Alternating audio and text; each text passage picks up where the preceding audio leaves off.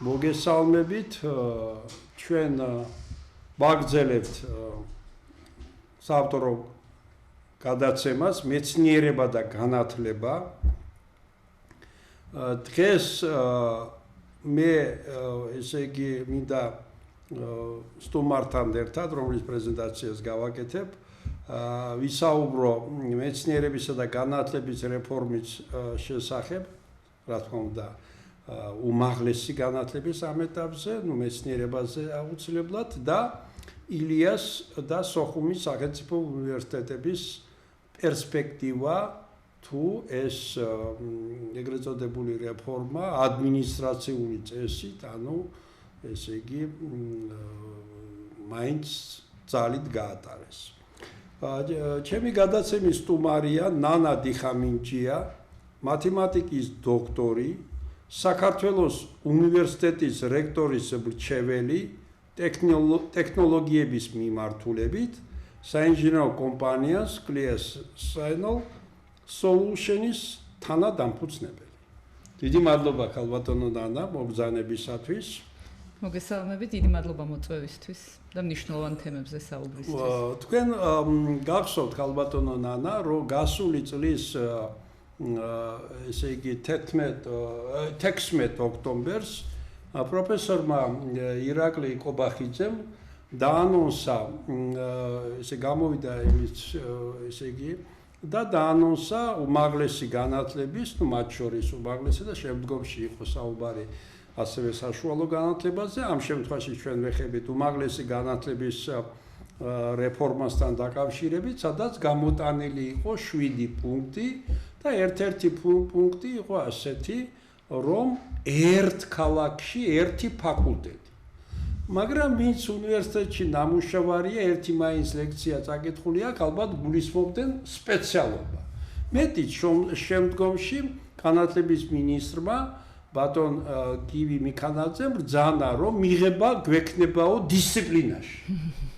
დისციპლინაში მიღება არ ხდება სპეციალობაზე მოცემული უნივერსიტეტის მოცემულ ფაკულტეტზე. შემდგომში 12 თებერვალს უკვე ამ წლის გამოქვეყნა მიღებები საბაკალავრო და რატომღაც უცბად სამაგისტრო პროგრამებზე, სადაც იყო ესე იგი მათ მხრიდან ესე იგი აი ეს მიდგომა ერთ ქალაქში ერთი ფაკულტეტის სპეციალობას გულისხმობენ, მაგრამ პატარა ანალიზი გვიჩვენებს, რომ დარღვევები იყო. ჩვენ ვისაუბრებთ, რომ ამ ორ ყველაზე დიდად დაჩეხილ უნივერსიტეტებში, ილიას სახელმწიფო უნივერსიტეტი და სოხუმის სახელმწიფო უნივერსიტეტში ორ დაჩეხილ უნივერსიტეტი დაასაჩუქრეს იმით, რომ 5 პროგრამა ემთხვევა, კერძოდ მათემატიკა, ფიზიკა, ბიოლოგია, ქართული ფილოლოგია და ისტორია მასწავლებლის ერთწლიანი მომზადების პროგრამის ინტეგრებით ზუსტად ემთხვევა. ანუ პრინციპი, თქვენ მათემატიკოსები ბრძანდებით, პრინციპი ერთ ქალაქში ერთი სპეციალობა დარღვეულია. რა თქმა უნდა. ხო, მაგრამ ეს ასე. მართალია ამ 5 კიდევ პროგრამას სოხუმის უნივერსიტეტში კიდევ ემატება სხვა პროგრამები მასწავლებლის ინგლისური ფილოლოგია ასე შემდეგ. იქვე იყო 12 თებერვალს საზოგადოებისთვის წარმოდგენილი ორი ახალი ნოუ-ჰაუ ქუთაისის საერთაშორისო უნივერსიტეტში ასტროენათ მეცნიერება და ასტროარქეოლოგია 20 ადგილი და იბერიის ისტორია 20 ადგილი. ეს ახლა საზოგადოებამ აღიქმა იყო ასეთი ცნობილი ცრუ მეცნიერი ტროფიმ ლისენკო, რომელიც სტალინის პერიოდში იყო საბჭოთა კავშირის მეცნიერებათა აკადემიის წევრი და მისი თეორიით, რომ ის ებრძოდა გენეტიკას, თეორიით სხვათა შორის ცნობილი რუსი მეცნიერი ნიკოლოზ ვავილოვი ჩასვეს ციხეში, მიუსაჯეს დახვრეტა, მერე შეუცვალეს 20 წლით და 3 წელიწადში ის ჯურგულებში გარდაიცვალა. ისე რომ მისმა ძმამ, ცნობილმა ფიზიკოსმა სერგეი ვავილოვმა თავის ძმის დასაცავად სიტყვა ვერ თქვა, იმასაც დახვეწდა. მე საზოგადოებამ რომ ეს თქვათ ეს მომენტები რა თქმა უნდა აღნიშნა რომ ეს არ არის მეცნიერება, ეს არ არის ის პროგრამა, სადაც არც მე მგონი ის იყო კურიკულუმი და არც სილაბუსები, ამიტომ მეორე ბრძანება სულ გუშინ წინ იყო, სადაც ამოღებულია ეს ორი საბაკალავრო სპეციალობა, მაგრამ არც ერთი სპეციალობა სოხუმის სახელმწიფო უნივერსიტეტს და ილიას უნივერსიტეტს ამ ერთი თვის განმავლობაში არ ერთი აღუდგინეს ილიას. ერთი აღუდგინა. ძალიან კარგი, თუ სოხუმის როგორც იყო მაგისტრატურა 0-ზე 0 დატოვეს. ბაკალავრიატი რაც იყო სამასწავლებლო ის დატოვეს, არაფერი არ მოუმატეს. ახლა მე მინდა თქვენთან გადავიდე პირველი შეკითხვით, ქალბატონო ნანა, თქვენის აზრით, რით არის განპირობებული რეფორმის ავტორების მიერ პრინციპის ერთი ქალაქი, ერთი ფაკულტეტი, გულისხმობთ ხათია სპეციალობას, ასე შეუპოვრად, უაპელაციოდ დაცვა მსჯელობის ექსპერტებთან გარეშე და აი მიყვებიან როგორც ეს მათემატიკურად აქსიომა, ესე იგი არის. აი თქვენი აზრი ამასთან დაკავშირებით. ძალიან საინტერესო პროცესებს ვუყურებთ. უნდა აღვნიშნო, რომ აი ამ 16 ოქტომბრიდან 12 თებერვლამდე მათ მე მგონი 5 შესწორება შეიტანეს უმაღლესი განათლების კანონში. იმიტომ რომ უმაღლესი განათლების კანონი ეფუძნებოდა იმ სტანდარტებს, რომელიც არის ევროპაში, ევროპის საგანმანათლებლო სივრცეში განსაზღვრული, იმიტომ რომ ჩვენ ამას ვცდილობთ რომ შევერთებოდით და იმ კანონით არანაირი უფლება არ ჰქონდათ, რომ განესაზღვრათ ადგილები და პროგრამები უნივერსიტეტისთვის და ეს კანონმდებლობაში შევიდა ეს ცვლილება.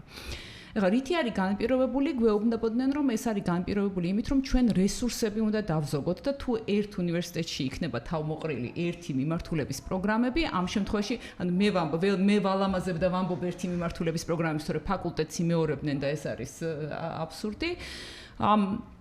ამ შემთხვევაში ვითომ დაიზოგებოდა რესურსები, მაგრამ ეს აქვე უნდა აღვნიშნოთ, რომ ამის პარალელურად ყველა სახელმწიფო უნივერსიტეტს გაუქმდა უცხოელი სტუდენტების მიღების უფლება.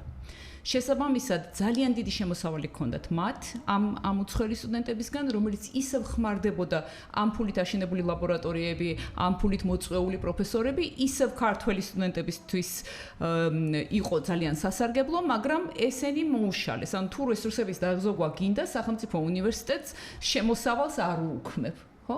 ანუ არანაირი რესურსების დაზოგვა აქ არ იყო მიზნად. მიზნად ჩემი აზრით ზუსტად ის იყო, რაც შედეგად მივიღეთ ილიას სახელმწიფო უნივერსიტეტის ფაქტობრივი განადგურება 20%-ზე ჩამოყვანა.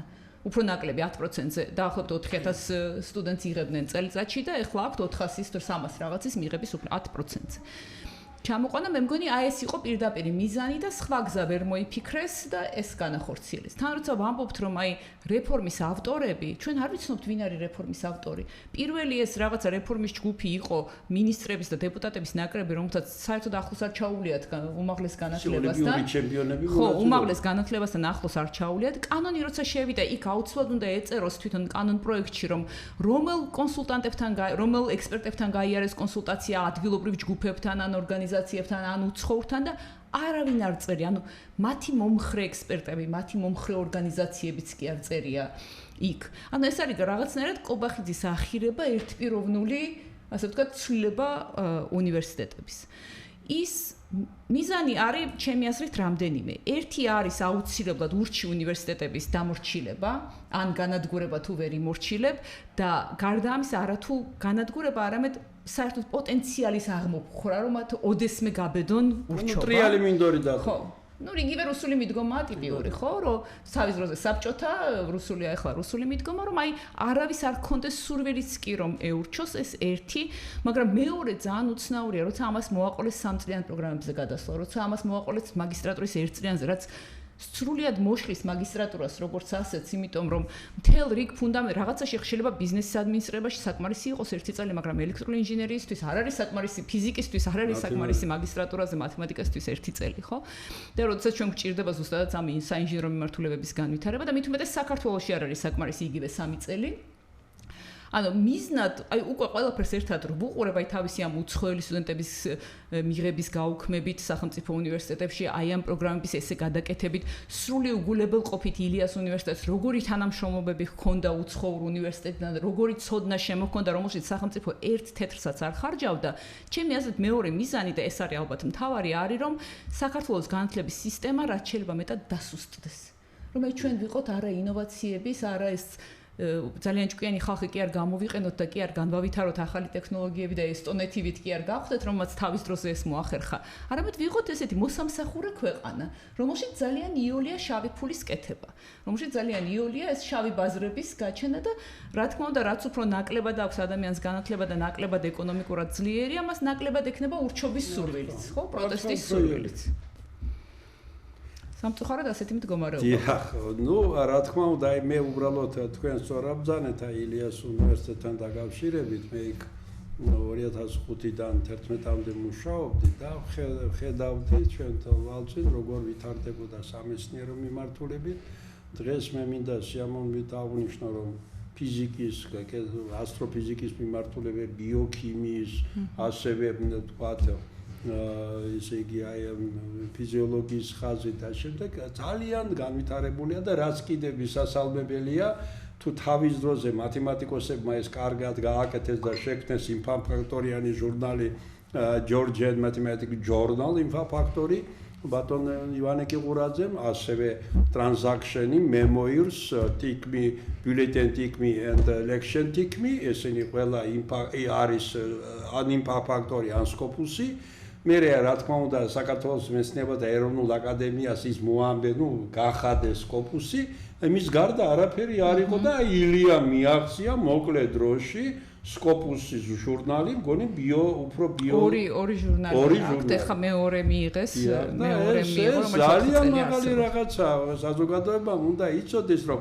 ერთმა როცა შევეკითხე ერთ-ერთს, სად აქვეყნებთ თქვენ სტატიას, შიდა მოხმარების ჟურნალებშია და ახლა შიდა მოხმარების ჟურნალს კაცვილი არ კითხულობს და არც დარგის ექსპერტები და რა თქმა უნდა, არც Google Scholar-ში ჩანს და მით უმეტეს Scopus-ში და Web of Science-ში მით უმეტეს არა. ამიტომ ესე იგი, აი კიდევ ნიშანდობლივია, თვითონ ბატონი ირაკლი პროფესორია, დედა პროფესორი, ბაბუა აკადემიკოსი.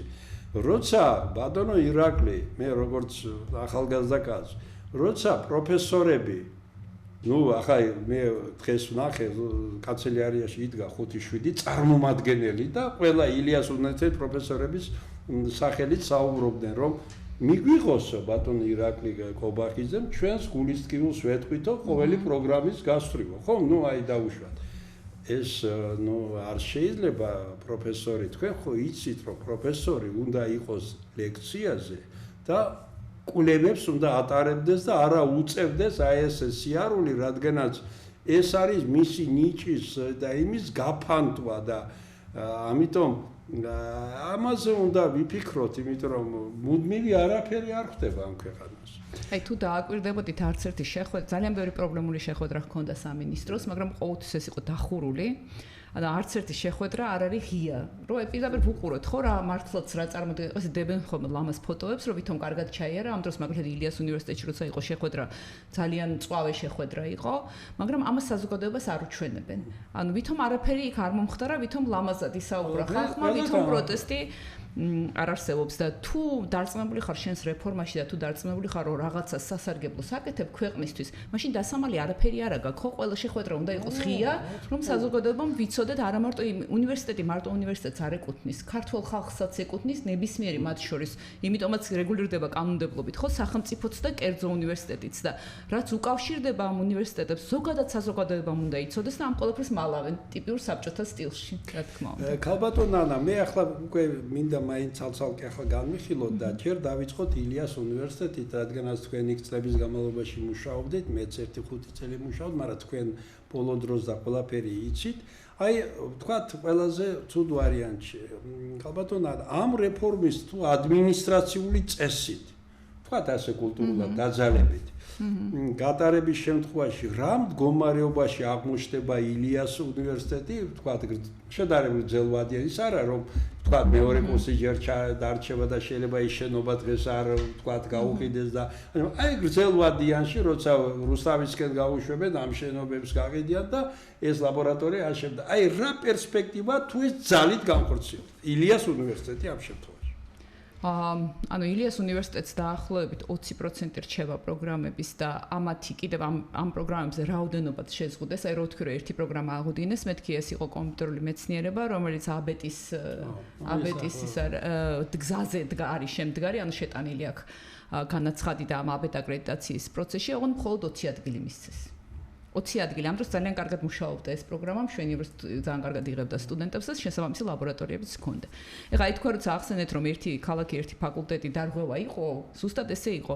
მარტო იმის გამო რომ ეს აბეტ აკრედიტებული პროგრამები იყო, მაგალითად ილიას სახელმწიფო უნივერსიტეტს ასე დაუტოვეს, ანუ აქვთ ეს რეალურად მასწავლებლის მომზადების პროგრამა, პროგრამასთან ინტეგრირებული ფიზიკა, ქიმია, ესენი და უცებ ეს სამოქალაქო ინჟინერია, ელექტრული ინჟინერია, კომპიუტერული ინჟინერია და კომპიუტერული მეცნიერება. ანუ აი თითქოს არაფერ შუაში რო არ არის და ეს მხოლოდ იმიტომ რომ მინისტრომ გაუგია რომ სამინისტროც ხარჯავდა 1000 წრეულის კორპორაციასთან ერთად ამ აბეტ პროგრამების განვითარებაში ფულს უიო ეს ახლა როგორ გამოდისო და სინამდვილეში სამივე უნივერსიტეტს დაუტოვა. ანუ ეს პროგრამები რაღაცა ფორმით აქვს TSU-საც, მსგავსი ფორმით აქვს ტექნიკურ უნივერსიტეტსაც, ანუ სამივეში მეორდება. იგივე ხდება ქუთაისში. ანუ ქუთაისის საერთაშორისოს რაც აქვს, ფაქტობრივად ყველაფერი აქვს ქუთაისის წერეთლის უნივერსიტეტს. ხო, მაგრამ მათემატიკა იქ სასკოლო მისცეს წერეთელზე. იქ მათემატიკა აქვს გამოყენებით სხვათა შორის. ხო, აი ესეთი ის არის და ეხლა ილიას უნივერსიტეტს რა ელოდება კვლევებს, შემოსავალი ძალიან შეუმცირდება. გაუჭირდება აი იმ პროფესორის შენახვა, რომლის მოზიდვაზე ძალიან დიდი ხანი მუშაობდა ილიას სახელმწიფო უნივერსიტეტი. რა თქმა უნდა, მარტო საბაკალავრო კი არა, სამაგისტრო პროგრამები ძალიან შეუზღუდეს და ამ დროს სამაგისტრო პროგრამებზე დგას კვლევები. ანუ ეს პროფესორები ცარიელ ადგილზე კი არ აკეთებენ ამ კვლევებს, მაგისტრანტები და დოქტორანტები ყავთ ამაში ჩართული და ილიას უნივერსიტეტი ამ სტუდენტების ჩართულობით ძალიან გამოირჩეოდა. ეს კვლევები, რა თქმა უნდა, შეეზღუდება, იმიტომ რომ შესაბამისი პროგრამა არ ექნება. აღარ შეეზღუდება იმის გამო რომ პროგრამები არ ექნება, გაცვლითი პროგრამები შეეზღუდება. შეეზღუდება უცხოეთთან თანაპარტნიორობას, აი როცა ის იყო ერთობლივი პროგრამა, აი დღეს წავიკითხე მაგალითად რომ ბიზნესის ადმინისტრების არაჩვეულებრივი პროგრამა ჰქონდათ ავსტრიასთან ერთად, რომელშიც სახელმწიფო არ ხარჯავდა ერთ თეთრს მთლიანად იყო პროგრამის მიერ დაფინანსებული, ანუ ევროპული პროგრამის მიერ მთლიანად იყო დაფინანსებული, სულ 50 სტუდენტს იღებდნენ და ესენი ერთ სემესტრს ატარებდნენ ავსტრიაში და ავსტრიელი სტუდენტები აქ ატარებდნენ ერთ სემესტრს და ძალიან კარგ ხარისხს იღებდნენ და აღმოჩნდა რომ ამას ვეღარ გააკეთებენ. ანუ ვინმეს თუ ადამიანს თუ პროგრამის შექმნაზე ერთხელ მაინც მუშავია და იცის ეს რამხელა შრომა, ანუ ვერაფრით აი არაფრით არ გააუქმებს მოქმედ პროგრამას, რომელსაც აქვს კარგი შედეგები. იმიტომ რომ ამის აშენებას მათ მიერ დამტკიცებული, რა თქმა უნდა, შარშან მიიღო აკრედიტაცია პროგრამებმა, ძალიან ბევრმა პროგრამამ მიიღო შარშან აკრედიტაცია 4 წლიანზე, მათ შორის კერძო უნივერსიტეტების. იგივე სოხუმის უნივერსიტეტმა შარშან რაზეც მიიღო, მეგონი 5 პროგრამაზე მიიღო აკრედიტაცია და ვერცერთს ვეღარ ახორციელებს, ხო? და ამას იმხელა შრომა ჭირდება. ეხლა მაგალითად ილიას სახელმწიფო უნივერსიტეტისთვის უთქვამთ, რომ არაუშავსო თქვენ არ გექნებათ თბილისის სახელმწიფო უნივერსიტეტი განავითარებს პროგრამებსო და ნულიდან პროგრამის განვითარება, ეს არის უზარმაზარი შრომა. სანამ იმ პროგრამას შეკრავ 5 წელი მაინც უნდა, იმიტომაც არის რომ აბეტ აკრედიტაცია მაგალითად კურსდამთავრებულს აფასებს. ანუ როცა როცა იწყებ პროგრამას, მაშინ კი არ გაფასებს, მაშინ გაფასებს, როცა შენ უკვე კურსდამთავრებული გყავს. იმიტომ რომ ამის მიხედვით განსაზღვროს მან რამდენად კარგად ასწავლი. მოკლედ აი ესეთი სიტუაცია არის ილიას სახელმწიფო უნივერსიტეტთან დაკავშირებით. მე ასე ვთქვათ, მესახება ქალბატონ ნანა, რომ ზუსტად კონკურენციის პირობებში, ახლა მე რა მოსატანია, მაგრამ კომაროვში როცა ვსწავლობდით, იქ ჩემ კლასში იყო 32, მეორე კლასში ჩავაბარე 32 მოსწავლე იყო 5 კლასი ასეთი. და ყოველ წელს ვიტარებდნენ სასკოლო წელიწადში ორჯერ და ვინც ღებულობდა ორებს ანუ სამებს მიღება სამის მიღებაც რთული იყო, ისინი ირიცხებოდნენ. ანუ შიდა კონკურენცია ჩვენ გვაძლევდა იმის სტიმულს, რომ უკეთესი ყოფილიყავით. მე ასე ფიქრობ, ძალიან ბატონი კობახიძე, რომელიც პროფესორია და სწავლობდა როგორც თვითონ ლაპარაკობს და ასეც იქნება, ალბათ დიუსელდორფის უნივერსიტეტში, მე მგონი ისე დაცული ხარისხი აქვს თბილისში. ხო და საუბრობს, რომ ჩვენ გვინდაო, რომ თბილისის სახელმწიფო უნივერსიტეტი და სხვა უნივერსიტეტები დაუშვათ აღმოჩნდნო ისეთ ადგილებზე მსოფლიო რანკინგით, ანუ რეიტინგით, რომ რადარებმა დაიჭიროდო.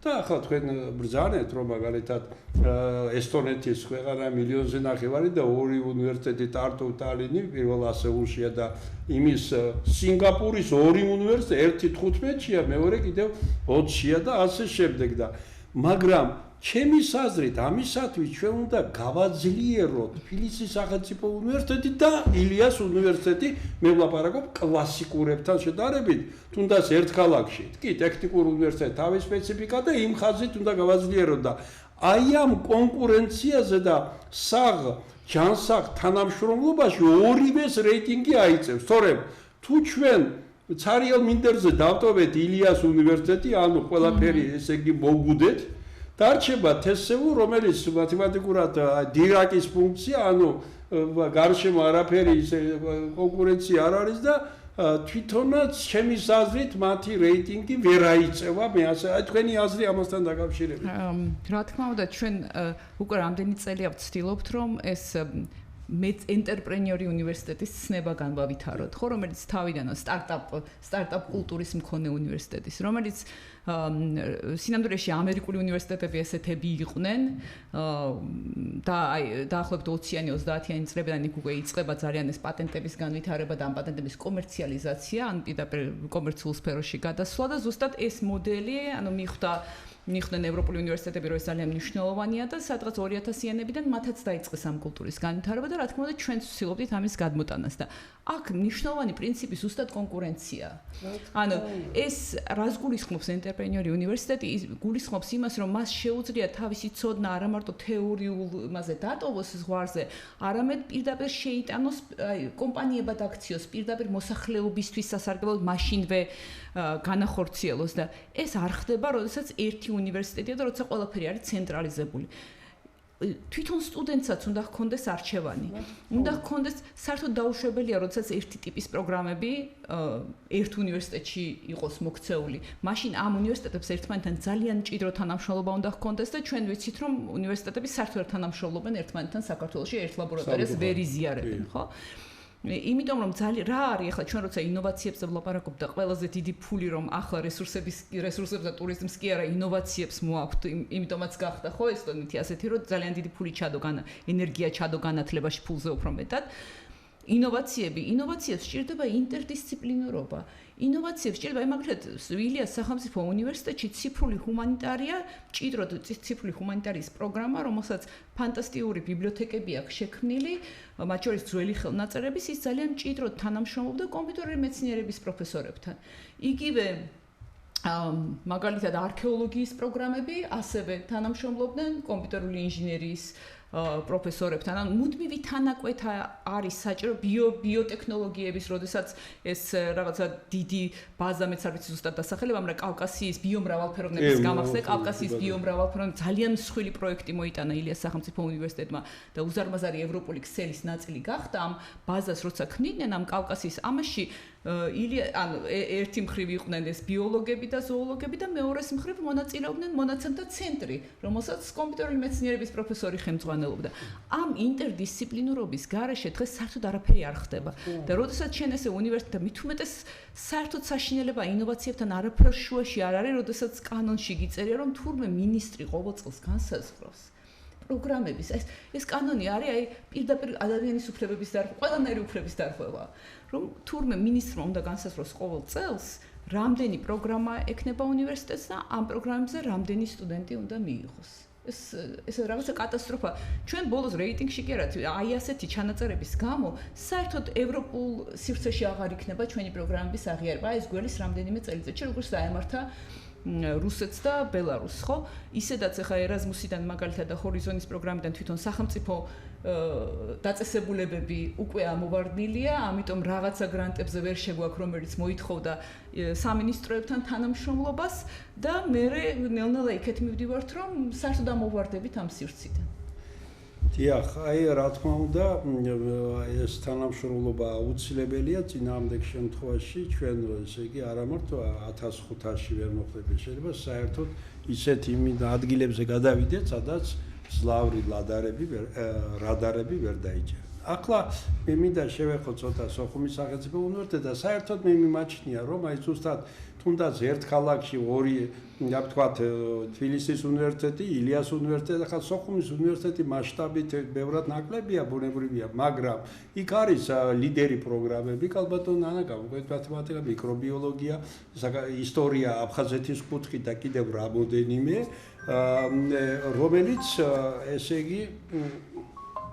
რომელიც შეიძლება კონკურენცია გაუწიოს სხვებსა, მაგრამ თავარია რომ თვითონ აბიტურიენტმა და თვითონ სტუდენტმა გადაწყვიტოს სად ესე იგი წავიდეს ილიაში, წავიდეს თესეულში და თუნდაც სოხუმის უნივერსიტეტში სანამ აქავარ და ღმერთის წყალობით როდესაც დაბრუნდებით აფხაზეთში. მე მინდა გითხრათ რომ ბევრ წარმოდგენაც არ აქვს ალბათ ნანა, სოხუმის უნივერსიტეტი ზოგიერთ გონია ესე იგი აი შიდა ვთქვათ ესეთი მოხმარების უნივერსიტეტია და საზოგადოებას მინდა შევახსენოთ რომ 1946 წელს როდესაც მათემატიკური ანალიზის კათედრა სოხუმის პედინსტიტუტში ხელმძღვანელობდა სოხუმელი საქართველოში მათემატიკური ანალიზის ფუძემდებელი ვლადიმერ ლადიჭელიძე და გახსნა ესე იგი ასპირანტურა მათემატიკურ ანალიზში ეს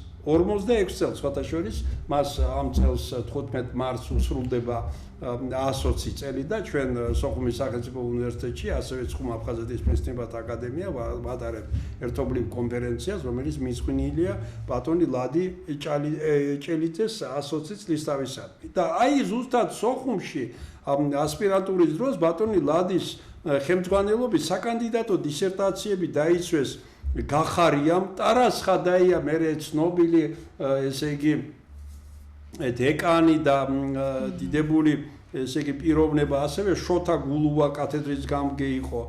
ხოლო ორმა პიროვნებამ სოხუმელმა ოთარ გაბისონიამ და სერგო თოფურიას ყველა იცნობს საქართველოში, ის წარმოშობით კი იყო სამეგრელოდან, მაგრამ დაამთავრა სოხუმის პედინსტიტუტი, იქ დაიცვა ხარისხი საკანდიდატო ბატონი ლადი ჭელიძეს ხელმძღვანელობით, სადოქტორო ბატონ სერგომ დაიცვა 73 წელს, ხოლო პროფესორ ოთარ გაბისონიამ 86 წელს. და ისე რა თქმა უნდა მინდა გითხრათ რომ ესე იგი სოხუმის სახელმწიფო უნივერსიტეტში ბევრ დარგში მუშაობენ მეცნიერებათა დოქტორები. საუბარი არ არის აკადემიურ დოქტორებზე. მეცნიერებათა დოქტორები, აი მაგალითად მათემატიკის ფაკულტეტზე 3 პიროვნება არის ფიზიკა, მათემატიკის მეცნიერებათა დოქტორი.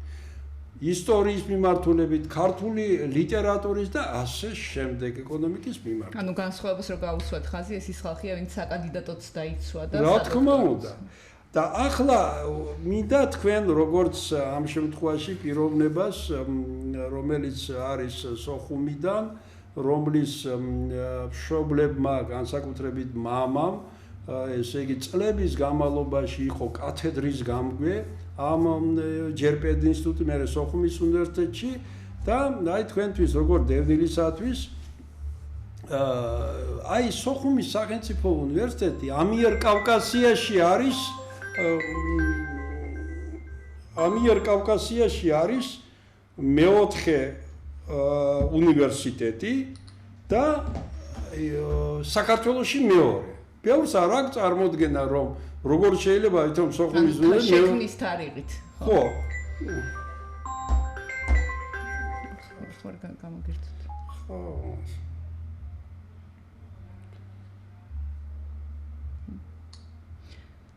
ხო, რა თქმა უნდა, ძალიან მნიშვნელოვანია ჩემთვის ეს უნივერსიტეტი. ძალიან მნიშვნელოვანია ჩემთვის ეს უნივერსიტეტი, ჯერთ იმიტომ რომ მე ვსწავლობდი ამ უნივერსიტეტში, ვსწავლობდი დევნილობის დროს ძალიან რთულ მდგომარეობაში დაიწყო ამ უნივერსიტეტმა მუშაობა. შეკედლებული იყო სკოლებს, ძალიან გაყინულები რო ვიჯექით ხოლმე აუდიტორიაში მახსოვს და ამ რაღაცა საკლასო ოთახებში, რომელიც საერთოდ არ იყო უნივერსიტეტს მორგებული, ჯერ ერთ სკოლაში, მერე მეორე სკოლაში და ბოლოს უკვე აი ამ შენობაში, რომელშიც საბოლოოდ აი ახლაც არის უკვე სოხუმის უნივერსიტეტი. გამორთო გამორთდა ეს თამი მეკავს ოთარ ჟორდანი. აი ეს რო გამორთოთ.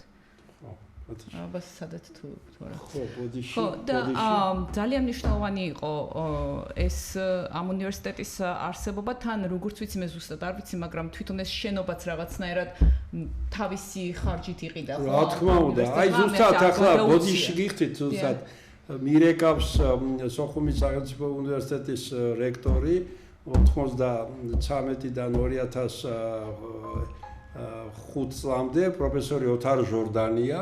აი ზუსტად მაშინ სოხუმის სახელმწიფო უნივერსიტეტი იყო მაღალი დონის და ზუსტად თანამშრომელთა ეკონომიით $430,000 ვიყიდეთ ადმინისტრაციული კორპუსი. ის ჩვენია, ზოგიერთს ავიწყდება ის განათლების სამინისტროს და გონია რომ ყველაფერი რაც საქართველოს მიწაზეა, ყველაფერი განათლების სამინისტროს ეკუთვნის, ბოდიში გიხდით. ხო, ან ეკონომიკის სამინისტროს, მაგრამ ხო. აი ესე უყურებენ ამ დროს ეს მე მახსოვს როცა იყო რაღაც გამოკითხვაც იყო, ხო, რომ პრემიებად დარიგებული იყო ეს მოგება თუ თვითონ ანუ შეეტანათ თანამშრომლებს იმისთვის რომ შენობა ეყიდათ და ყველამ თქვა რომ ეს ჯობია რომ შენობა ამ დროს დევნილებზეა საუბარი, რომელთაც ძალიან უჭირდათ სახლში. და მე ძალიან კარგად მახსოვს როგორ ჩაერთნენ ამაში თბილისის სახელმწიფო უნივერსიტეტის პროფესორები და მათემატიკის პროგრამაზე ვსწავლობდი, ისინიც გვასწავლიდნენ. და მე საერთოდ ამ გზას რო გავყევი, მაგალითად დავით გორდეზიანის დამსახურება, რომელიც მასწავლიდა, შემდეგ ჩემი დიპლომის ხელმძღვანელი იყო და შემდეგ გამოყენებითი მათემატიკის ინსტიტუტში შემოგთავაზა მე და ჯემალის მუშაობდა ჩვენთან რო გავა ჩვენი ხელმძღვანელი და ჩემი სადოქტოროს ხელმძღვანელი. აი ასე რაღაცნაირად აი თავისით გადარჩა ეს უნივერსიტეტი, მართლა არანაირი ხელშეწყობა არ ქონია სახელმწიფოს მხრიდან. და დღეს, როდესაც ის წარმოადგენს ჩემთვის მაგალითად აფხაზეთის საბჭოზე და მთავრობაზე ბევრად უფრო მეტად სოხუმის უნივერსიტეტი წარმოადგენს იმას, რომ რაღაცნაირად იმ იმედს, რომ ჩვენ აფხაზეთში დაუბრუნდებით.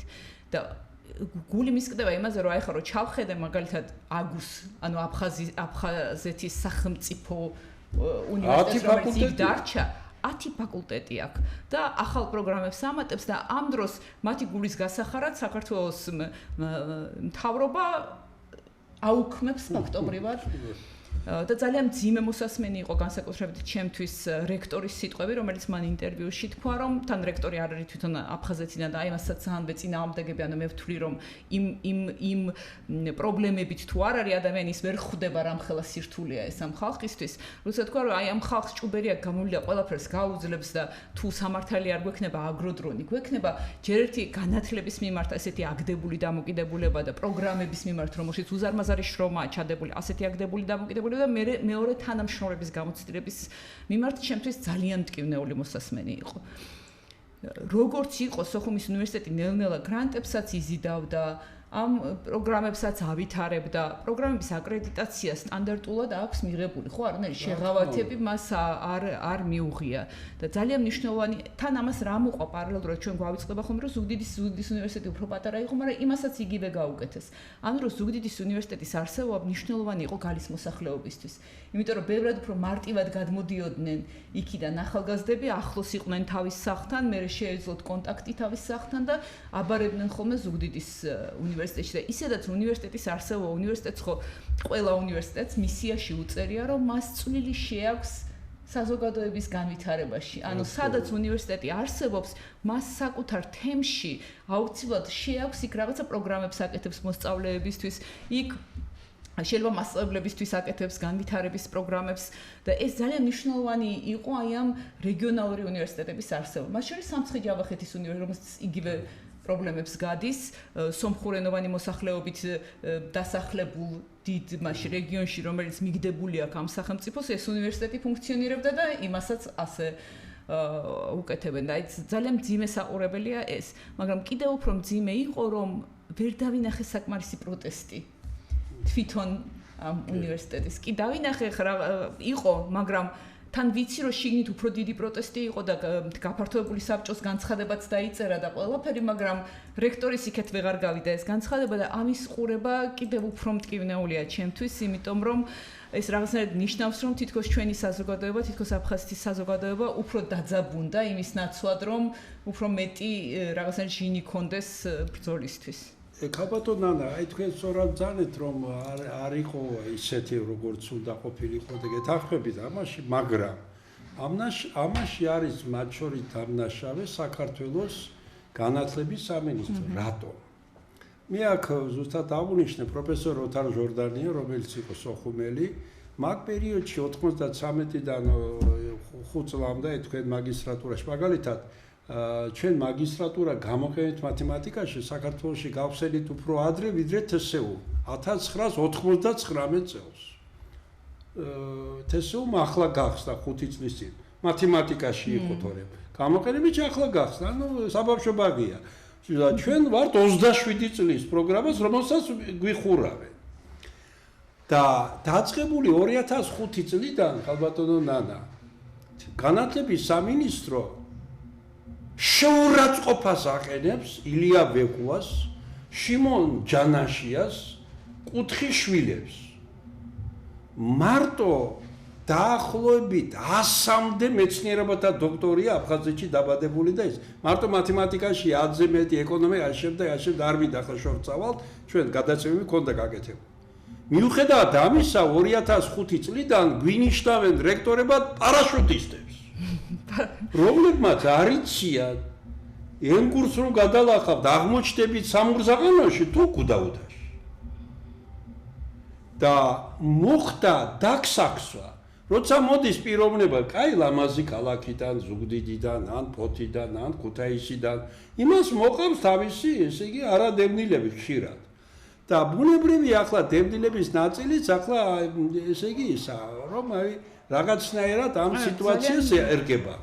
და ამაში მეორე თქვენ სწორად ბრძანეთ, ზუგდიდი, მაგრამ მინდა გითხრათ, რეგიონალური უნივერსიტეტიდან, ქალბატონ ნანა, სოხუმის სახელმწიფო უნივერსიტეტი ყველას პატივს ემ. ძალიან მიყვარს ქუთაისი, როგორც ყველაზე ქართული ქალაქი. ბათუმში იქ ახლა ზღვის გარეშე არ შემიძლია და ზღვის გარეშე არ შემიძლია და ბათუმში ხშირად დავდივარ და ბათუმის უნივერსიტეტი ძალიან კარგი უნივერსიტეტი. პოტენციალით სოხუმის სახელმწიფო ყველაზე ძლიერია. ზუგდიდის ფილიალში ადრე როცა ჩვენ გადაყვანა შევარდნაძეს უნდოდა, ის მერე ცოტა განვითარდა, მაგრამ აი თქვენ რომ ბრძანეთ დევნილები რომ გადმოდიან ასე შემდეგ. 32 წელია ჩვენ ვართ თბილისში. აფხაზეთის ლეგიტიმური სტრუქტურების ბიუჯეტი აქვს დიდი. არაფერი არ უშლიდა ხელს, რომ თბილისში საქართველოს ცენტრალური ხელისუფლების მხარდაჭერით აფხაზეთის ლეგიტიმურ ხელისუფლებას ერთ კამპუსი 500 სტუდენტზე აეშენებია თბილისში და ის სტუდენტი, რომელიც ის აბიტურიენტი, რომელიც გადმოვიდოდა, წამოვიდოდა თბილისში, რატომ არის ქალბატონ ნანა? ჩვენ სოხუმის უნივერსიტეტი, სანამ ვერ ბრუნდები სოხუმში, უნდა ვიყოთ მხოლოდ თბილისში. განვითარება ჩვენი იქნება მხოლოდ თბილისში. შევარდნაძეს უნდოდა 93 წელს, რომ ჩვენ წასულიყავით ფილიალი სოხუმის ერქვა ზუგდიდში და იქ იყო უკვე ზუგდიდის ფილიალი, ერთ წელიწადში შერწყმა მოხდებოდა და პრობლემა არ იქნებოდა. ამიტომ აი ეს პრობლემა, რომ ჩვენ ახლა ბრავზდებენ ბჭყალებში, რომ თქვენო ყავთო ცოტა დევნილი სტუდენტი. როცა ბოლო 20 წელი რექტორები არიან პარაშუტისტები, რომელიც აფხაზეთის თემა არ აინტერესებთ, საერთოდ ჩაქრა აფხაზეთის პრობლემა, ზოგიერთ იმასაც ლაპარაკობ, რა სოხუმის უნივერსიტეტი ჩვენ ზოგადად საქართველოს უნივერსიტეტი ვარ და აი დაკნინება ხდება პირდაპირ ლაპარაკობ. ბუნებრივია დევნილი სტუდენტები ცოტა არის. რადგანაც იმ თქვენ სწორად ბრძანეთ სამურზაყანოდან დილით გადმობა ზუგდიდში იქ უსმენოს ლექციას და უკან ბრუნდება. და მას არ აქვს საშუალება კამპუსში იცხოვროს თბილისში, ხო? ფული არ აქვს, ძვირია ეს. აი აფხაზეთის მთავრობა, ცენტრალური ხელისუფლება უნდა იფიქროს, თორემ ჩემი კოლეგა იქ რექტორი, ალეკო გვარამია, მის კადრაზე მუშაობდი, მე მამა თქვენიც კარგად იცნობ. ის აფხაზეთის სახელმწიფო უნივერსიტეტი სოხუმში. ისინი თავასობენ სამურზაყანოს კარა, ოღონდ მოდით და უგამოსდათ და ასე შემდეგ, მერე ესე იგი რუსეთში წახვალთ, კარგ უნივერსიტეტში, იქით, აქეთ და ასე შემდეგ. და ჩვენ უნდა ვიფიქროთ ამას, თუ ფიქრობთ საქართველოს ხო, ძალიან მარტივად შეიძლება და მაგალითად სასტიპენდიო პროგრამის შემოღება კონკრეტულად დევნილი ამ უნივერსიტეტში დევნილი აბიტურიენტებისთვის და არანაირი პრობლემა ამაში არ იქნებოდა და განსაკუთრებით გალის მოსახლეობისთვის თუ მართლაც მიზანი ჰქონდათ რომ ეს გაეკეთებინათ ძალიან იოლად შეიძლება ამის გაკეთება მით უმეტეს რომ მართლა არ ვიცი ხოლმე მართლა აფხაზეთის მთავრობაში და აფხაზეთის საბჭოში რაზე იხარჯება ფული ვერ ვხედავ და სოხუმის უნივერსიტეტში პირდაპირ ჩანდა ამ თავისი ძალისხმევით რამდენს აკეთებენ ადამიანები განსაკუთრებით როცა სწორი მენეჯმენტი იყო. ახლა შემდეგი საკითხი, რომელიც თქვენ მეცნიერი ბრძანდებით, მეცნიერი ვარ, საბედნიერო ჯერ საქართველოში მეცნიერების შემორჩენილია თავის ენთუზიაზმით, თორემ ხარდაჭერა არ არის და ჯერჯერობით საერთოდ არ არის მეცნიერების რეფორმებზე საუბარი და აი ძირითადად საშუალო და განათლების იმაზეა უმაღლეს განათლებაზე საუბარი, ახლა საშუალო განათლებაზე ცალკე საუბარია საჭირო, იმიტომ რომ ფაქტურად იქ ხდება არა 11 კლასი, არამედ 10 კლასი, იმიტომ მე-11 რეპერტორიუმი ფაქტურად ემზადებენ იგივე საგნებში, რაც მისაღებენ. ანუ რეალურად 10 კლასზე გადაყავთ 12 და ბოლონიის პროცესს პირდაპირ ესე იგი აშორებენ. ეს ცალკე საკითხია.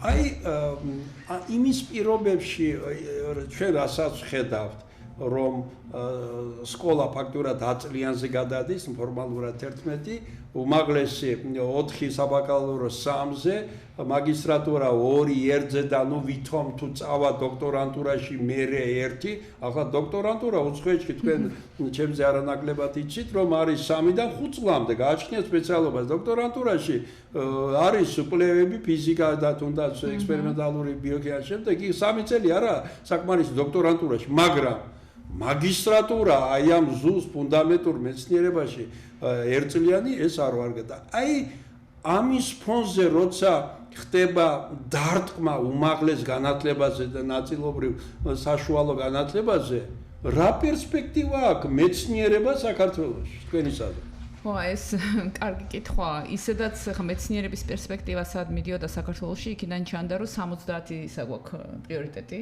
განსაზღვრული და ამ პრიორიტეტებს განსაზღვრავს მეცნიერებათა აკადემია რომელსაც არ ვიცი რამდენად ან როგორ შეიძლება ვთქვათ რომ იმეტრეველმა განსაზღვროს სამეცნიერო პრიორიტეტები და მეორეც რაც აი მოდით დავაკვირდეთ ხო მეცნიერებას რა ჭირდება მეცნიერებას ჭირდება კვლევითი უნარების განვითარება აუცილებლად კვლევითი უნარები საბაკალავრო საფეხურზე ვითარდება ძირითადად მე-4 წელს როდესაც ისინი პროექტზე მუშაობენ ანუ მთელი ეს 3 წელი გვჭირდებოდა მაგალითად კომპიუტერულ ინჟინერიაში გვჭირდებოდა იმისთვის რომ საგნები ესწავლა ხო და ბოლო წელს აკეთებდნენ პროექტს სტუდენტები ხა ვიღაცა იტყვის და მართლა არსებობს განსაკუთრებით ევროპაში, ვთქვათ გერმანიაში არსებობს 3 წლიანი პროგრამები, მაგრამ აქ უნდა ვთქვათ იქ როგორი სტუდენტი მიდის, ხო? აი მაგალითად ჩემი შვილი არის მე-11 კლასში, კალიფორნიაში სწავლობს სკოლაში და ის რომ უნივერსიტეტში წავა, მას უკვე ორივე კალკულუსი, AP კალკულუსი გავლილი ექნება,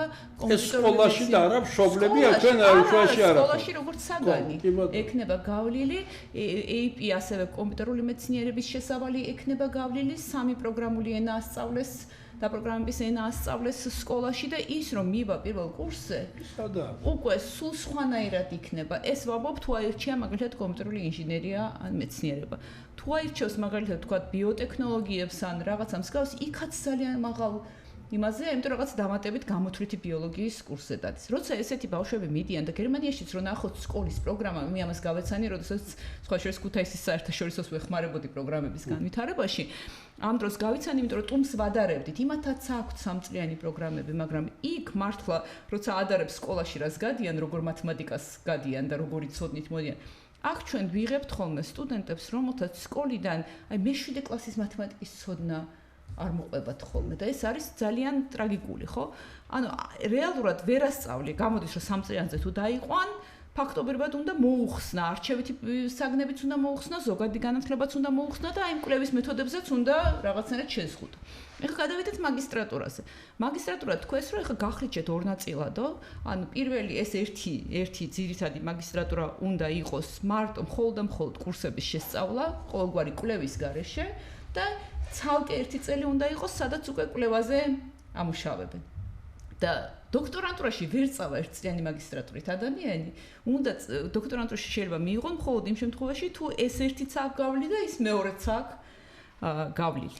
ანუ ეს გამოდის, რომ მაგისტრატურას საერთოდ მოეხსნა, ძირითადად მაგისტრატურას მოეხსნა კვლევის მეთოდების შესწავლა.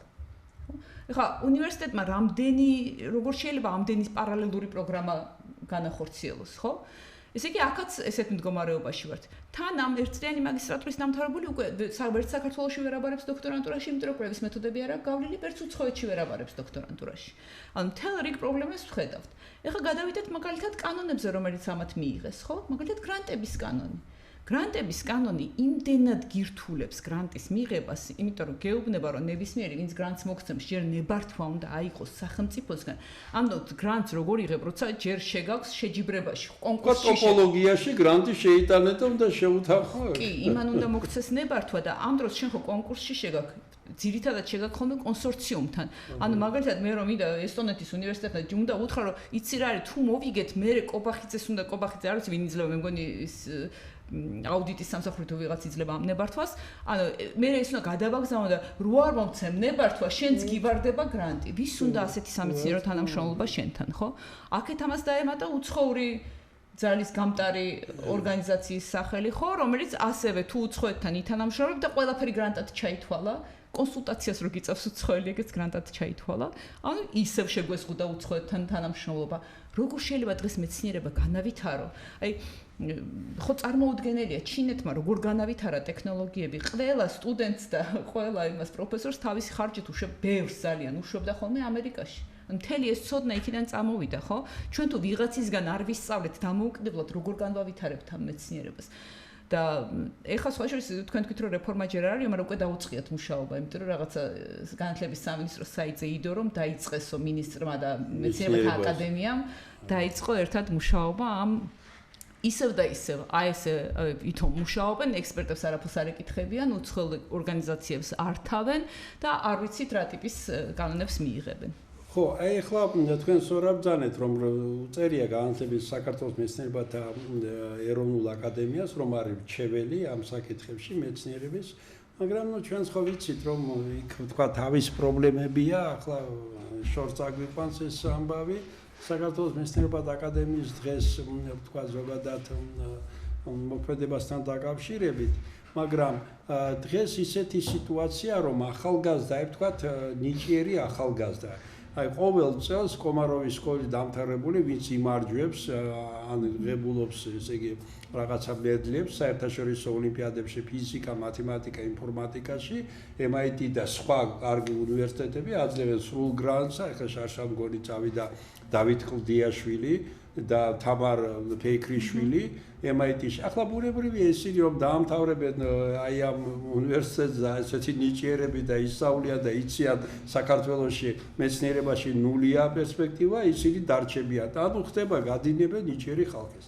თქვათ საშუალო ნიჭის ახალგაზრდები ვინც არიან და ასე შემდეგ, ისინი ხედავენ პერსპექტივას, რომ აი თქვათ რაზმაძე სახელობის ინსტიტუტი ახლა დასამალი არ არის ამიერკავკასიაში პირველია, დღესაც საქართველოში პირველია თავის იმით შედეგებით. მეცნიერს იქ წამყვან მეცნიერები ჩემი მეგობრებია 500-600 ლარი, 700 ლარი. რომელი ახალგაზრდა წავა ქალბატონთან ამ მიმართულებით? გამორიცხულია. და ამიტომ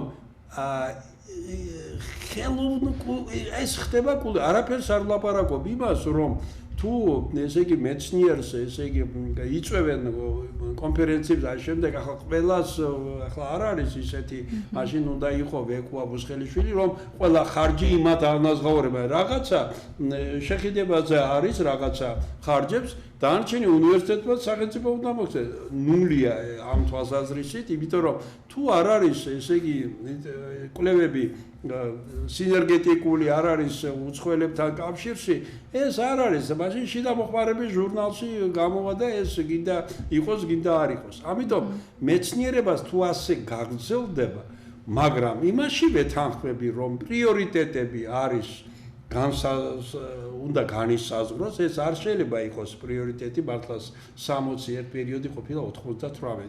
მერე ჩამოვიდა და მაგალითად დანია, სადაც ნილს ბორი იყო ნობელის პრემიის ლაურეატი, დანიამ განსაზღვრა და წაიღო ეს ინსულინის პროგრამა და მსოფლიოში ყველაზე მეტად. ანუ რაღაცა არსებული სკოლებიდან მათემატიკური ფიზიოლოგია, განწყობის თეორია, ფსიქოლოგია და ფიზიკოსი რამოდენიმე მიმართულები და 10-15 მიმართულება უნდა ავიღოთ, სადაც ჯერ შემორჩენილია ბოლომდე დანგრეული არ არის სკოლები და ეს განავითაროთ. მაგრამ უნდა ხედავდეს ახალგაზრდა ნიჭიერი, რომ პერსპექტივა არის. სამწუხაროდ ჯერ არ არის და უბრალოდ ახალგაზრდა ფიქრობს, დავამთავრებ ბაკალავრიაც კარგად, არის ჯერ უნივერსიტეტები მათემატიკას TSU-ში კარგად, ყველაზე უკეთესად ალბათ ილიას უნივერსიტეტი, იბაში, თავისუფალ უნივერსიტეტში კომპიუტერ საინს და შემდეგ რეკლამას არ უკვე უბრალოდ საუბრობ. და მე როგორმე მაგისტრატურაში ან ერაზმუსს გადაუკეთეს და მე უცხოეთში წავა და თავის ნიჭით და იმას გამოიყენებს. ამიტომ პერსპექტივა თუ ასე გაგრძელდა მეცნიერების, მე ვფიქრობ, რომ ჩემი თაობა თქვენ ბევრად ახალგაზრდა ხართ, მაგრამ აი ჩემი თაობა იქნება ის ალბათ უკანასკნელები, ვინც რაღაცნაირად მთელი ცხოვრება მეცნიერება შეალიეს და დაფასება ნულოვანია. აქ აუცილებლად უნდა ვთქვათ, რომ თვითონ სახელმწიფოს მეცნიერების განვითარება პრიორიტეტად ფაქტობრივად არასდროს არ ქონია, იმიტომ რომ მეცნიერება იწყება დოქტორანტურიდან და ძალიან მნიშვნელოვანია, რომ დოქტორანტი მთლიანად ამაზე, აქ არ არსებობს ასეთი დოქტორანტურა. რასაც ყველაზე მეტად რასაც აღწევა არის უბრალოდ უფასოა, მაგრამ შეუძლებელია თან უნდა იმუშაო და თან ალბათ აი დღეში 1 საათს თუ დაუძმობ და ასე არ ვითარდება მეცნიერება, ხო? ჩვენ კარგ ქვეყნებში რო ვუყურებთ, იქ დოქტორანტურა არის სამსახური.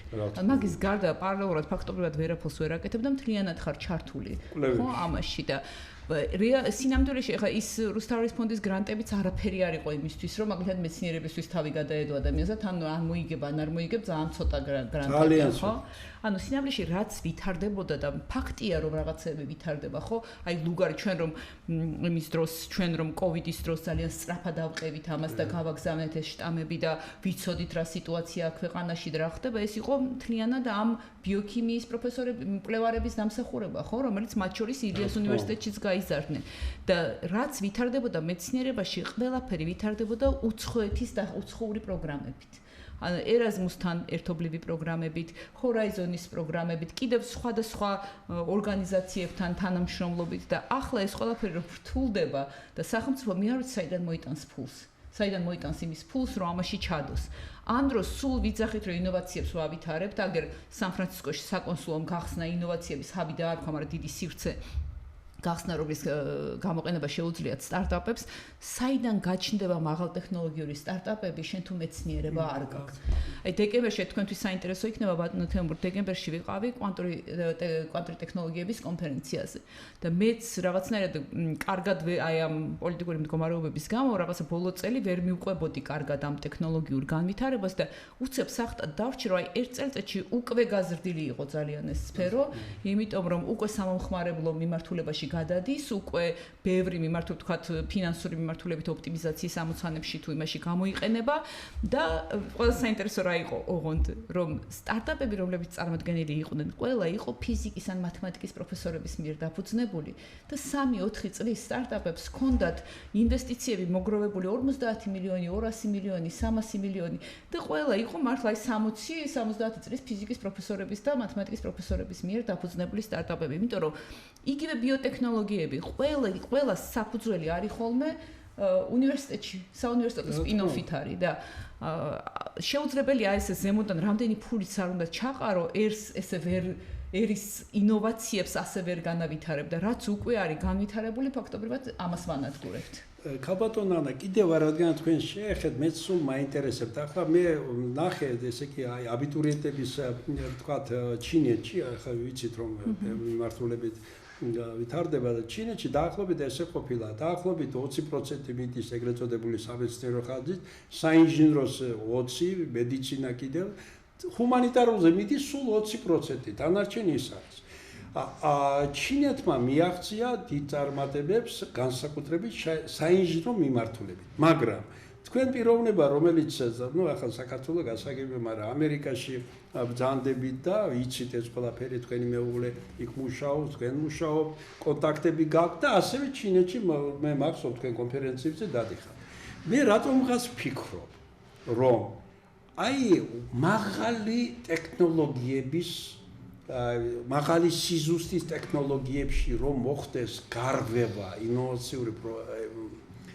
ინოვაციური კუთხით გარღვევა, მაინც ალბათ მეცნიერი უნდა იყოს თავისუფალი ყველაფრისგან. მე ვფიქრობ, შეიძლება ვცდები, რომ ამერიკა და ევროპა, განსაკუთრებით კიდევ საფრანგეთი, აი იმიტომაც აქვთ ამათ გარღვევები და ჩანს ეგ საომარი მოქმედების დრო მაღალი ტექნოლოგიის გარღვევები, რომ იქ მეცნიერი მის გარდა რომ იქ მეცნიერს აფასებენ და ანაზღაურება და ის არ ფიქრობს იმაზე შვილს რა აჭამოთ, ну გასაგებია ის თავისუფალია. და ჩინეთში კი თითქოს ინჟინერებს და იმას დარღვევები აქვს, მაგრამ მაღალი ტექნოლოგიებით მე მგონი მაინც ჩამორჩება აი თქვენი აზრი, შეიძლება მე ვცდები. იცით რა, ასეთი მდგომარეობა იყო, მაგრამ აი დაახლოებით 2 წელია უკვე საკმაოდ დიდი მიღწევები აქვთ, მაგრამ ეს არის სხვა რაღაცების ხარჯზე. ჯერ ერთი მთელი ეს ტექნოლოგიური მიღწევები იმიტომ მოხდა და ამაზე ბევრი კვლევა არსებობს, რომ ჩინეთი ძალიან დიდი ხანი აფინანსებდა, ეხლაც აფინანსებს ბევრი სტუდენტის გამოშვებას ამერიკაში. და დასავლურ ქვეყნებში, ან თვითონ დაფინანსებით მოდიან და რა თქმა უნდა აქედან მიაქვთ ეს ცოდნა. მეორე ის არის რომ ამერიკამ რო ჯერ უბრალოდ წარმოება და მერე უკვე კვლევი ან უახლესი ტექნოლოგიები ჯერ უბრალოდ მარტივი წარმოება და შემდეგ უკვე უახლესი ტექნოლოგიების წარმოებაც ჩინეთში გადაიტანა.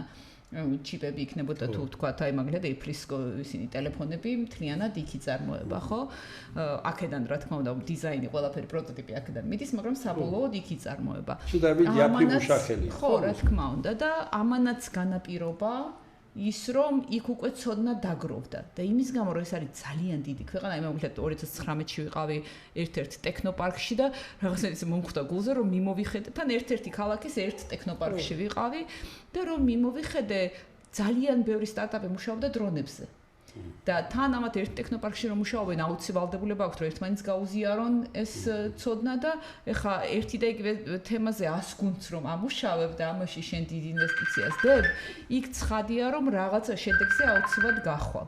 და აი ამ რაოდენობით უკვე ნელ-ნელა აი რაღაცა ეხა კვანტურ გამოთვლებში აქვს რაღაც გარღვევა, რაღაცაში ხელოვნური ინტელექტში აქვს რაღაცეები და აი უკვე დაგროვდა ის ცოდნა, მაგრამ ეს მოხდა იმიტომ რომ სხვა ქვეყნები იყვნენ განვითარებული და იქიდან კლასტერებიც საკმაოდ დიდი კლასტერებიც ადრეც ჰქონდა და ეს ამას აკეთებენ ამის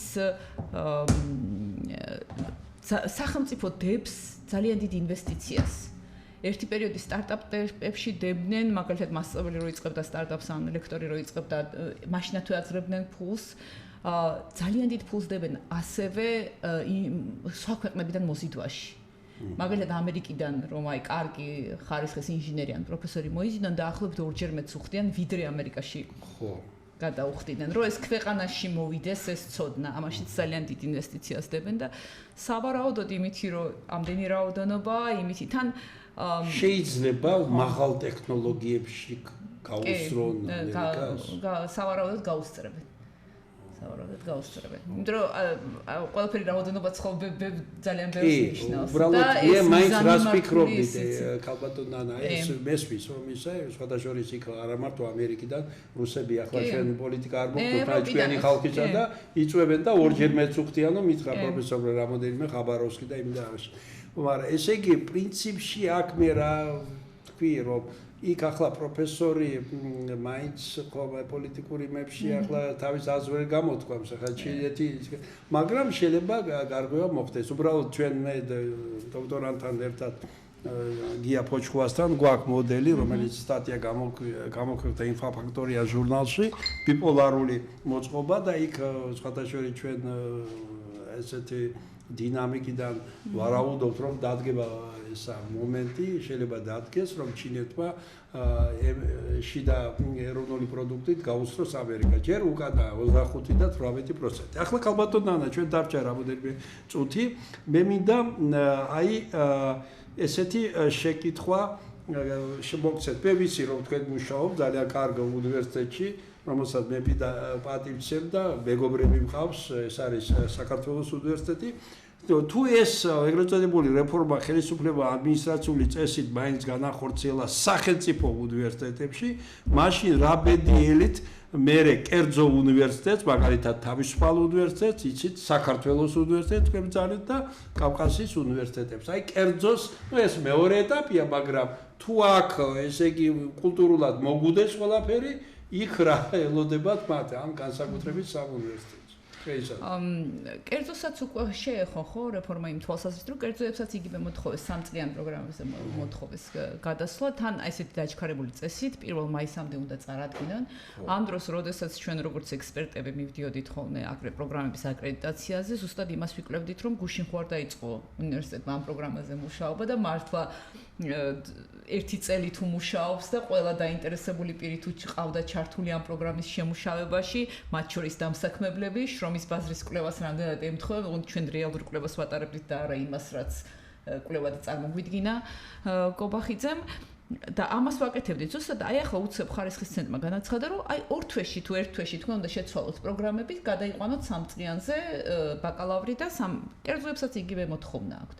და კერძო უნივერსიტეტებსაც ეხლა უწევთ მთელი სისტემის გადაწყობა, რაც პირდაპირ უნივერსიტეტის ავტონომიის დარღვევაა, ხო? არავის არ აქვს უფლება გარედან მიუთითოს.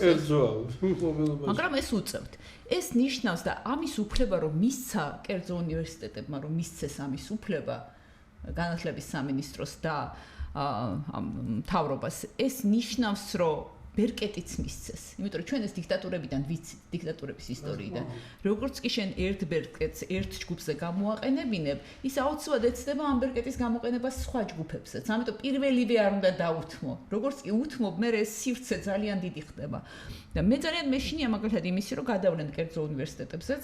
ჯერ ერთი ახლა გრანტი რომ მოაკლეს, ესეც როგორი ის იყო, ახლა კი სახელმწიფოს ამის უფლება აქვს, რომ თქვა კერძოში არ მისცეს, მაგრამ სერიაში ხო ეს გრანტი ძალიან დიდ შესაძლებლობას აძლევდა ნიჭიერ ბავშვებს, რომელსაც უნდათ არა კომპიუტერული მეცნიერება, არა ტექნიკურში ესწავლათ, კომპიუტერული ინჟინერია არა, მეტად ესწავლათ თავისუფალში. ის სწავლობდა გრანტს, რომელიც არ ყოფნიდა, მაგრამ ის მენეჯმენტი თავისუფალი ხედავდა, რომ 100%-იანი გრანტი, ანუ 2250 და თავის შიდა გრანტს უმატებდა და ფაქტურად ეუბნებოდა, სანამ 4 წელი ისწავლი, არაფერს არ მიხდი, მაგრამ მე რა თქმა უნდა რაღაცას დამებრუნებ უკან და ეს ახლა ამას რომ ვერ წაიღებს უკვე ეს დიდი მინუსია, ძალიან დიდი. და კიდევ აქ არის ტიპიური, აი ესეთ როგორც ჩვენნაირ ქვეყნებში, ან განვითარებადი ქვეყნების დიქტატურა როგორც არის ხოლმე, აქ ყოველთვის არის ბაზრის გადანაწილების ამბავი. ანუ კერძო უნივერსიტეტებს მარტო იმიტომ კი არ შეეხებიან, რომ მათი დამორჩილება სურთ. სავარაუდოდ იმიტომაც შეეხებიან, რომ რაღაცა ის უნდა, თვითონაც უნდათ წილი ამ მაშინ რა ქვია, მომგებიან ბიზნესში, თვითონაც უნდათ, რომ ენდომებად რომ წილი ჰქონდეთ, ან მაგალითად მათთან დაახლოებულ ბიზნესებზე, ანუ უნივერსიტეტებს ამათ აუკრძალავენ, მაგალითად მედიცინის პროგრამის, რომელიც ძალიან შემოსავლიანია, იმიტომ რომ პირდაპირ გაჭრილი გვაქვს ინდოეთში და 30000 ინდოელი სტუდენტი გვყავს, ხო, სხვადასხვა აი ამ ქვეყნებში, აზიურ ქვეყნებში და სტუდენტები გვყავს, მაგალითად აუკრძალავს, ეს არის დიდი შემოსავალი და აუკრძალავს ამის უფლება აქვს. ესე იგი ფაქტურად ახლა რომ კერძო უნივერსიტეტი რომელიც 44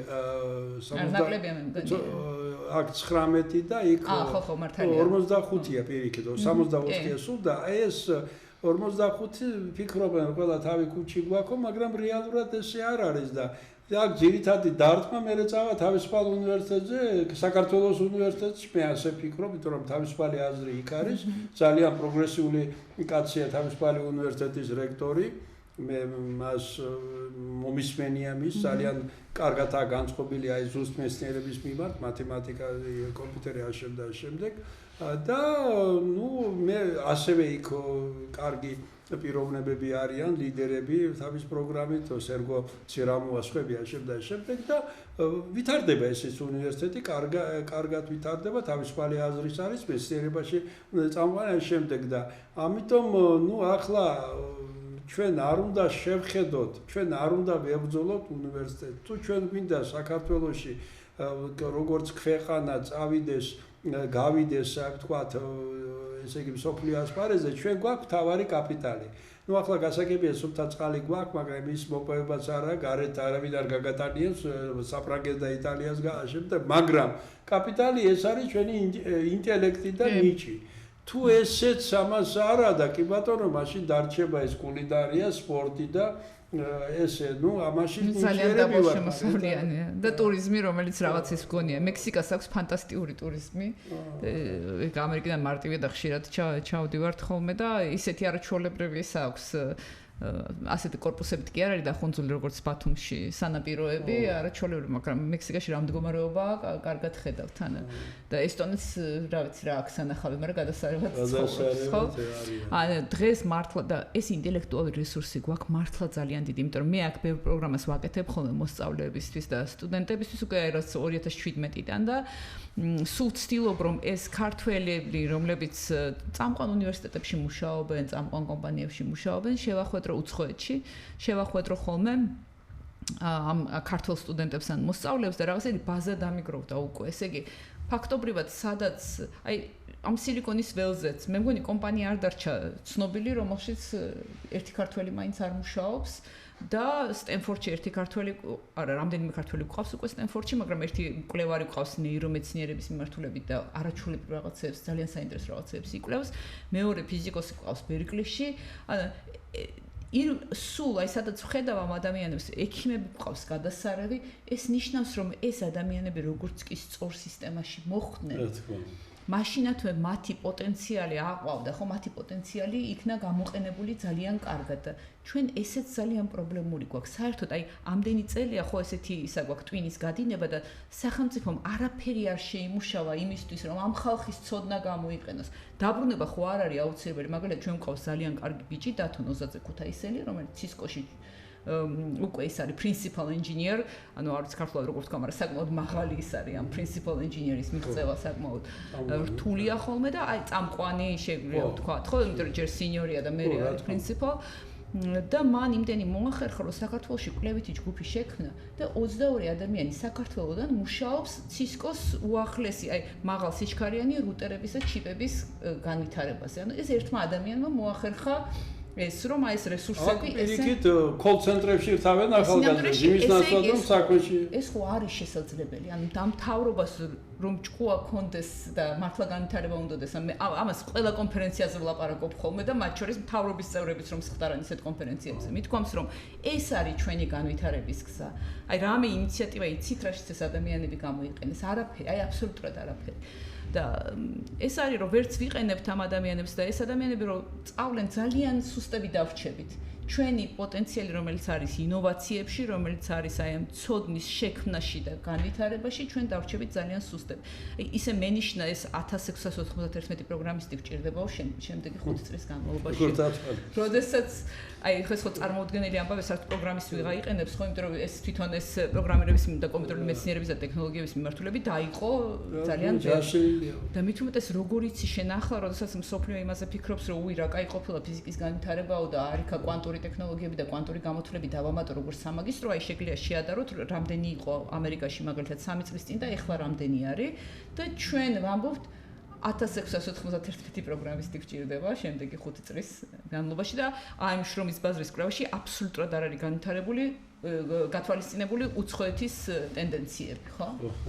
ქალბატონ ნანა, მართლაც დიდი მადლობა და მე მინდა ახლა მივმართო აფხაზეთის მინისტრთა საბჭოს, ბატონ გიორგი ჯინჭარაძეს, სხვებს რომ ზუსტად ნანა დიხამინჯიასნაირი პიროვნება ეს სოხუმელია, რომელმაც ესე იგი დევნილობაში შექმნა ესე იგი თქვათ ასე თავისთავი ისავლა ძალიან კარგად მერე სხვადასხვა ლამაზი ესე იგი ოჯახი შექმნა, მეუღლეც მეცნიერია უზდის საქართველოს ორ ვაჟკაცს ხარისხის დაიცვა ინოვაციებში მაგარია ზუსტად თუ ჩვენ გვინდა თუ წარმოჩენა თუ ჩვენ იმ კუთხის შვილები ვართ მართლაც ზოგადად არიან ხა გაგრილი კაცია ის ზოგიერთი გალილია და იმ კუთხის შვილები სადაც ყველაზე გენიალური ქართველი მეცნიერი დაიბადა ილია ბეკუა და ზუსტად ასეთი ახალგაზრდები უნდა ჩაუდგნენ მათ შორის განათლების სამინისტროს ამით აბზე მე არაფერს არ ლაპარაკობ ცენტრალურ ხელისუფლებაზე იმ გაგებით რომ მით უმეტეს ასეთი ადამიანები უნდა იყვნენ ნანადი ხამიჯას და მისნაირებს ბევრი არ არის მაგრამ საბედნიეროდ არიან არ უნდა მებრძოლოთ პირიქით ის გამოცდილება რომელიც მან დააგროვა საქართველოში ამერიკაში კონფერენციებზე ვიცი რომ მეუღლესთან ერთად ყველგან დადიან მთელ სოფლიოში ეს ადამიანს სურვილი აქვს სამშობლოსთვის გამოიყენოს ეს ისტორია ამერიკა თავისუფალი ქვეყანაა და იქ ნიჭიერ ადამიანს პატივცემენ და არიან კიდევაც ერთი წყალობით ნიჭი დაფასება როცა არის ეკონომიკაც კარგადაა მაგრამ უნდა საქართველოს მოახაროს თავის ნიჭი და შრომა მით უმეტეს ის კუთხე სადაც მისი ოჯახი მშობლები შეიქმნა შემდეგ სულ გასაჭირში არის და ამიტომ მე ფიქრობ მოუწოდებ ესე იგი საქართველოს ხელისუფლებას რომ ზუსტად ის ნიჭიერი პიროვნებები რომელიც ბევრი ნიჭიერი მაინც ჩება რადგანაც ხედავს რომ იქ მეტია ბუნე მაგრამ ის რამოდენიმე რომელსაც სურს მაინც რომ თავის ნიჭის თავის ენერგიის ნაწილი მოახმაროს სამშობლოს პირიქით უნდა არა ებრძოლოთ არამედ მათი გამოცდილება გამოიყენოთ დააწინაუროთ და რადგანაც ის ასეთი პიროვნება რომ შევა ახალგაზრდებში თუნდაც თავისი ბიოგრაფიის და სხვების ბიოგრაფიის მაგალითზე უჩვენეს როგორ შეიძლება შრომით ნიჭით კოლაბორაციით ყველასთან მიაღწიოთ და ამიტომ თქვენ რას მოუწოდებდით ახალგაზრდა ნიჭიერებს და იმ ხალხს რომელსაც ჯერჯერობით აქვს სადავები რომ ამ ახალგაზრდებს ვთქვათ სწორი მიმართულებით მისცენ გზა ხო არ ვიცი აფხაზეთის საბჭოს რამდენად ხელისუფება რომ სწორი მიმართულება მაგრამ აფხაზეთის საბჭოს მოვუწოდებდი რომ მართლა გაითვალისწინოს ის პრობლემები რაც აფხაზეთის მოსახლეობას აქვს დღეს და ეს არის სოციალური პრობლემებით დაწყებული, განათლების პრობლემებით დამთავრებული, არ არის მარტივი განსაკუთრებით აი გალში არსებული მოსახლეობისთვის საერთოდ არ არის მარტივი ქართულ ენაზე განათლება. მეორე ის არის რომ აი თემი როგორც ასეთი არ არსებობს, ანუ ჩვენ არაფერი აი იმდენად ცარიელი ფუნქცია აქვს ამ მთავრობას, რომ არ უკრავს, ხო? ანუ არ ვიცნობთ ერთმანეთთან ვერ თანამშრომლობთ აფხაზეთიდან წამოსული ხალხი, იმიტომ რომ ფაქტობრივად არ აგვაქვს რაღაცა თავშეყრის სივრცე მაინც შეიძლებოდა შექმნილიყო, ხო? მე ნამდვილად ახლა საქართველოში მუშაობას კიდე დიდი ხანი ვაპირებ ამერიკაში ცხოვრებას და ანუ თანამდებობას და არაფერს საქართველოში არ ვაპირებ, მაგრამ ჩემნაირი ბევრია, ვისაც უნდა მცოდნის გაზიარება. მე უბრალოდ გამიმართლა, რომ 2017-ში, როცა ჩვენ მისურიდან კალიფორნიაში გადავდიოდით, ილიას სახელმწიფო უნივერსიტეტი ამ დროს სან-დიეგოსთან თანამშრომლობდა და მას სჭირდებოდა ვიღაცა, ვინც დაეხმარებოდა აი ამ საინჟინრო პროგრამების განვითარებაში და ეს იმდენად მომხვდა გულზე, იმიტომ რომ არაფერი ამ ქვეყნისთვის მანამდე ისე წავედი, რომ ფაქტობრივად არაფერი არ გამიკეთებია და მისურიში ვნახე, რამდენს შრომობს ხალხი ამ მოხალისეობის თვალსაზრისით, რომ განათლება განავითაროს. და ვიფიქრე, მოდი 2 წლით ჩავალ და რაღაცას გავაკეთებ და მე ანუ ბავშვებსაც ენა ავიწყდებოდათ, ეს ჩემ ანუ ორივე მხარეს მშობლებს ბავშვები ენატრებოდათ და ვიფიქრე, აი 2 წლით ჩავალ, რაღაცებს გავუკეთებ ამ ქვეყანას და ამაში გამიმართლა. და შემდეგ პანდემიის დროს კიდე 2 წელი დავრჩი და მაქვს ეს კონტაქტი და ვერ ვწყვეტ ამ კონტაქტს, მაგრამ ჩემს გარდა უამრავი ადამიანია აფხაზეთიდანაც ზოგადად საქართველოსდან რომელიც ჩემი შედარებაც არ შეიძლება ანუ იმდენად მაღალი დონის კვლევებში არიან ჩართული ან ინოვაციების განვითარებაში და ეს ქვეყანა საერთოდ ვერ იყენებს ამ რესურსს და ამ დროს შეუძლია გამოიყენოს კოლაბორაციებისთვის, კონტაქტებისთვის, პროექტების ჩამოსა. ჩვენ გვყავს არაჩვეულებრივი მათემატიკოსები, რომელთაც არიციან რა ამოცანაზე იმუშაონ რა არის დღეს ხო ყველაზე მნიშვნელოვანი ამოცანები ამ ინჟინერიაში და ძალიან კარგად შეიძლება ამ პროექტების ჩამოტანა და მოდელირებაზე მუშაობა ხო ისეთ პროექტებზე რომელიც პირდაპირ მაგალითად აი ტელეფონში და ლეპტოპში მიდის და ამაზე უნდა ზრუნავდეს სახელმწიფო და ახალგაზრდებს მოვუწოდებ რომ ისეთ დროში ვარ, რომ ბევრი ბრძოლა გვჭირდება დაახლოებით ისეთივე ბრძოლა, როგორც ეს 19 საუკუნის მეორე ნახევარში იყო საჭირო საზოგადოების განათლებისთვის, ეროვნულობის შენარჩუნებისთვის და როგორც შეუძლიათ ამაში მიიღონ მონაწილეობა, რომ ეს ქვეყანა როგორც ქვეყანა, მეც როცა ახალგაზრდა ვიყავი, მე არ მეგონა, რომ ამდენად მნიშვნელოვანი იყო, მით უმეტესად ეს აფხაზეთის ტრავმა გამოვლილი, მე არ მეგონა, რომ ამდენად მნიშვნელოვანია შენი სამშობლო და ამას ძალიან კარგად ხვდები უცხოეთში და ამაზე უნდა იფიქრონ სულ, რომ რაღაცნაირად თავისი დროის 5-10% ამ ქვეყნისკენ ჰქონდეთ და იმაზე იზრუნონ, რომ ამ ქვეყანამ ამ ძიმე მდგომარეობაში, ასეთ საშინელ და რუსეთუმე მთავრობის ქვეშ შეინარჩუნოს თავისი ეროვნულობა და დაიბრუნოს ეს თავისუფლება, რომელიც ჰქონდა. მართლაც ქალბატონ ნანა, დიდი მადლობა და ზუსტად ხელისუფლებამ და ყველამ უნდა იფიქროს იმაზე, არა შეუზღუდოთ მათ არჩევნების ხმის უფლება არ მივცეთ იმ ხალხს, რომელიც იქიდან გამოგზავნილი თანხებით ფაქტურად მთელი საქართველოს ազდოებს და ასე შემდეგ, არამედ ეს თავარი მათი დაინტერესება სამშობლოს გაუმჯობესებისთვის, უკეთესი მომავლისთვის, ის პირიქით ამაში ხელი შეუწყოთ. ჩვენი თავარი ამოცანა რა არის? ჩვენ ერთი სამშობლო აქვს ბუნებრივია ჩვენ ახლა ზოგს უნდა ეს ხელისუფლება, ზოგს სხვა, ზოგს შენარჩუნება, ზოგს დაბრუნება, ზოგს არ იყო და მოსვლა, მაგრამ ყველა ძალა უნდა იყოს ორიენტირებული იმაზე, რომ გავამჯობესოთ. იაპონიამ როცა მეორე მსოფლიო ომი წააგო გერმანიასთან ერთად, თქვა რომ მომავალში მე ვერც დიდ, ვერც პატარა, ვერც მცირე ომს ვერ მოვიგებ, ამიტომ ჩადო ბიუჯეტის 54% გარკვეული პერიოდის განმავლობაში განათლება მეცნიერებაში და იცით იაპონია მსოფლიოში რომელ ადგილზე არის შიდა პროდუქტით მესამეზე და ანუ ჩვენ ის პოტენციალი რაც გვაქვს, უნდა ჩავდოთ, არა ჩავქოლოთ, მოვგუდოთ მეცნიერება და უმაღლესი განათლება და სასკოლა, არამედ პირიქით განვავითაროთ, რადგანაც ის პოტენციალი, რაც მართლაც ახლა მე შორს ვარ იმ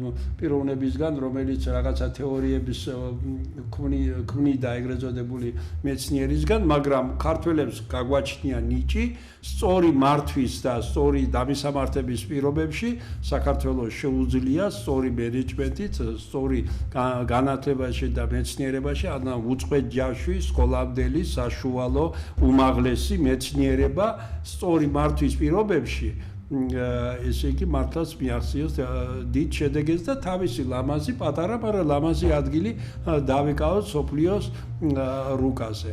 ქალბატონ ნანას კიდევ ჩვენ იმედია გვაქვს, რომ მომავალში როცა იქნება, ჩვენ კიდევ მოვიწვეთ სხვა გადაცემებში, სასკოლო იქნება, სხვა იქნება და იმედს ვიტოვებთ, რომ იმ პერიოდისთვის რაღაცა მაინც შემორჩენილი იქნება. დიდი მადლობა ქალბატონო ნანა მოგზაურობისათვის და იმედს ვიტოვებთ, რომ ზუსტად თქვენნაირი ახალგაზრდები დღეს იქნება, ხვალ იქნება სახელმწიფო მართვაში, სამშობლოში იქნებიან ჩართული. მე ასეთი სურვილი მაქვს. მადლობა. მადლობა თქვენ.